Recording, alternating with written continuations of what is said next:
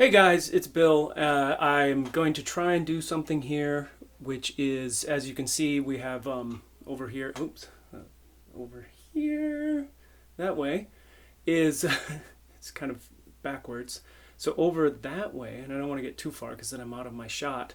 But over that way, you see Will Ferrell and Kristen Wiig entering for, I think it's the, I don't know, Golden Globes maybe, but it's they'll introduce it. But what I wanted to talk about was what they did here and why it's breaking down what they're doing well, okay? And kind of from an aspect of people seem to be laughing in the audience. Why is this working? So why don't we get them started? First off, you can already see that they're making, and you'll see it more here in a second. I'll stop it in a second, but I'll play it and let them do their thing. So.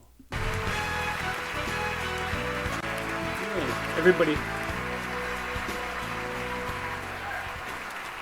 So everybody seems to be having already fun. And one of the reasons I think that that's working is you can already see that they haven't said a word. They haven't said anything about they haven't said anything funny. Now, obviously these two people are considered comedians, so people are already expecting them to do funny things. But they haven't really said anything funny, but what they have done is they've made a specific choice. They've come out with an expression of, wow, this is so cool. So we're already engaged with them. They've made a choice. So let me keep it going here.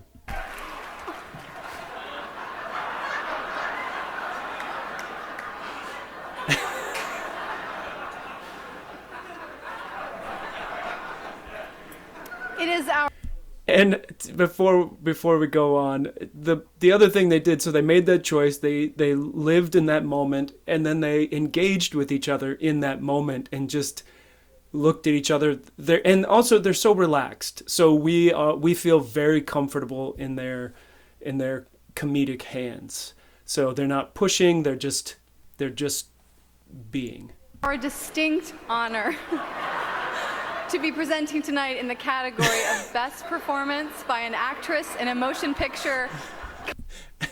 And this is another great example of Kristen has the dialogue, so Will has nothing to say, but he can still do things. So he's choosing to have this kind of atmosphere of, wow, this is great. So he's not saying a word, and he's still making the audience laugh.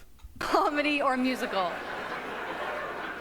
And this year, the Golden Globes has asked if each presenter would watch all of the films in their category to have an appreciation of these amazing performances, which I did. I totally watched them. Did you? Yes. Yes. So it's only five films. It's only five films. Crazy. So you just watch them. So this is a point where no one's really laughing, which is okay, right? Because you have to set up so they're setting up the premise. They're setting up this premise that this doesn't necessarily have to be funny. This is setting up the joke. So they're taking their time with it. He's basically saying, it's like they've asked us to watch these films, and at the end of it, and the way he says it, it's like, which I totally did. Did you? And even how Kristen comes back with, yes, right, which we know that's part of the joke, and they're executing it very well. So my guess is, and this is just my guess on watching this, I've watched it several times, I just think it's quite funny, and I just think that they're very in the moment. My guess is that they had an idea of what they were going to do, right? They couldn't necessarily practice everything. There are a few things that I think they needed to get to, and then within that, there is a lot of improv in this, and you'll hear more of that. down, you pop them in, you watch them. It's not a big deal. Not a big deal. Oh my gosh. And wow, these performances. Oh my gosh. These performances. Like this to me is a great example of why did they have to do a piece of paper? Why? Because they have at all these shows, they have these scrolling monitors. So they have their script on there. So they didn't have to use the piece of paper, but the piece of paper adds this element of, if they were to just look down and be like, what does that say? You're not getting the joke. So this piece of paper it very well could be blank. It very well could be, or they might have just written a couple, maybe they did write some things down. Who knows? Maybe they wrote a picture to each other. Maybe Will wrote something on there and is just trying to make her laugh. Who knows? There could be anything on there. This is the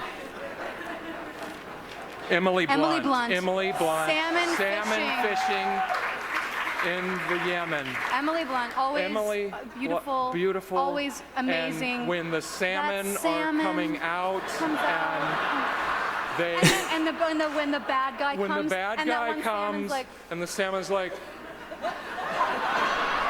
and you're in Yemen.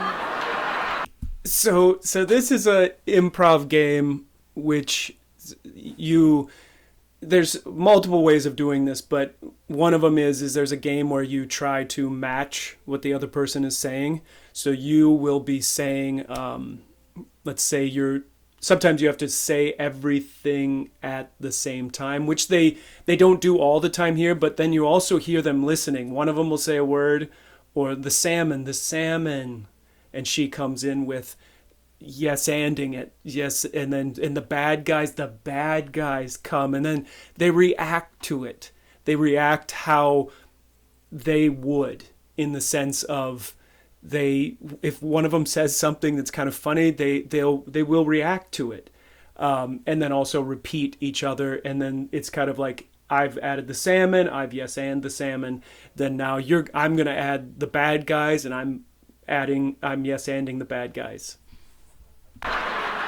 And Judy Dench, where did she come from?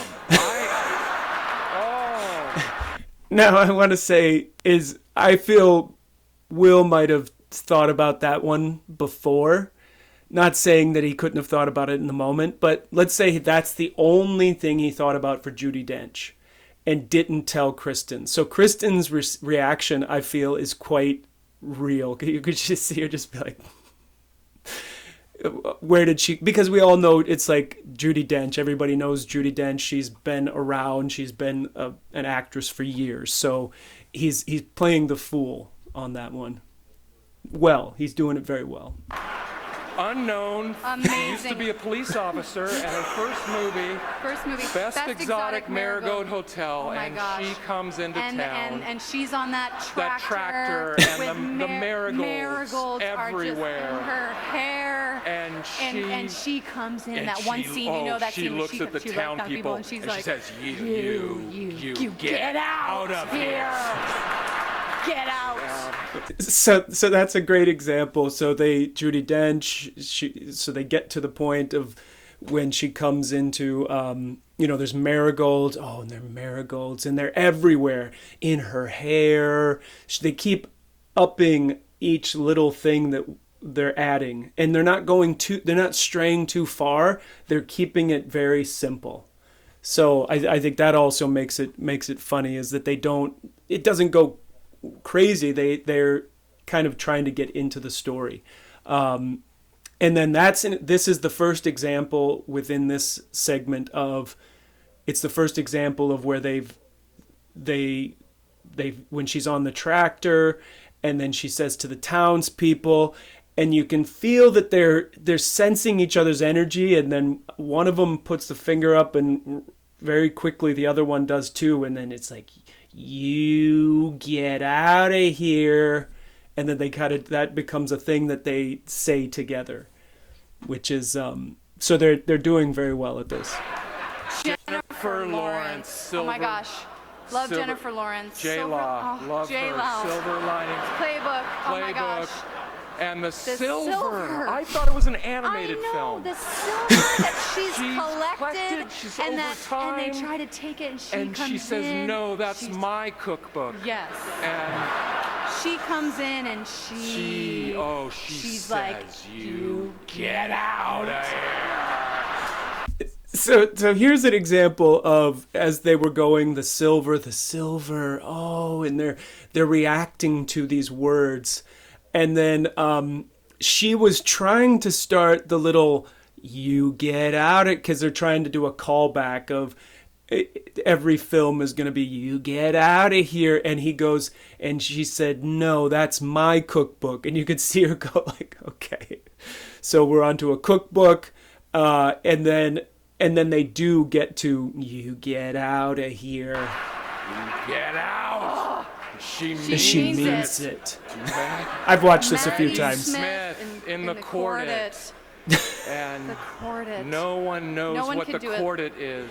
And it's ambiguous. And you're like, you think you know what it is, and then that guy comes. And he's like, I think I know what the Quartet is. But he doesn't. So that's a great example of the Quartet. They were like, what is the Quartet? They may have watched the movie. I'm not saying they didn't. They probably did.